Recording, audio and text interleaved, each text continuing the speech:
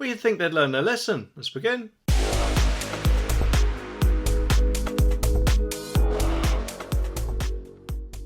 The article says that there has been an increased concern about the number of rogue candidates joining the capital's constabulary following offences committed by the likes of PC David Carrick and PC Wayne Couzens. The Metropolitan Police were yesterday accused of playing a numbers game by recruiting officers without face-to-face interviews, a report has claimed. A recruitment consultant told The Times that the issue had been seen as a numbers game because of the pressure to hire thousands of officers during the government's drive to improve headcounts after austerity cuts. In-person interviews, though, were abandoned by police forces across the UK in response to the pandemic. However, many constabularies have since brought them back. Scotland Yard told The Times it was reintroducing an interview element later on this year. Okay, of course I understand that especially at the start of the pandemic, everyone was losing their crap about it, weren't they? And had to be seen as playing safe, which I suppose you could understand when we didn't know much about it. However, as time went on, you would think they'd slowly start to bring things back, especially since February last year, all restrictions were lifted across the UK once and for all, although of course dentists and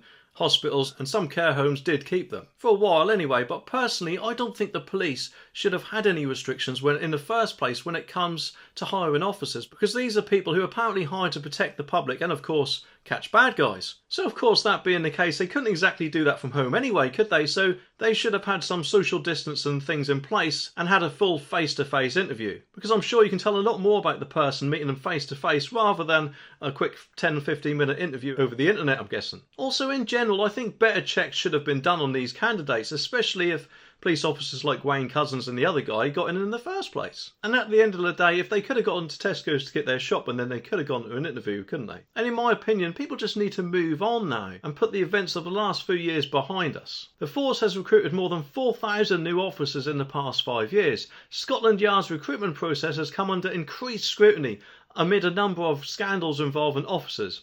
More than 1,000 serving Metropolitan Police officers and staff have been accused of domestic abuse and also sex offences. The conviction of Sarah Everard's killer Wayne Couzens and prosecution of serial rapist David Carrick have been among the most high profile of incidents, and a spokesman for the Metropolitan Police said, "As the largest police services, the Met has recruited more the constables than any other force in England and Wales, growing by more than 4,000 since 2018 to over 34,000. We will be introducing an extra assessment at this stage later this year, in which candidates will also be interviewed in person, hooray! And assessed against our values of integrity, compassion, courage, professionalism and respect." Well, that's what I thought the guy sounded like. But anyway, if you thought that was bad, then take a look at this video where apparently if prisons are full, you can just seem to get away with whatever crime you committed, it seems. Anyway, subscribe for more and I'll see you in the next one.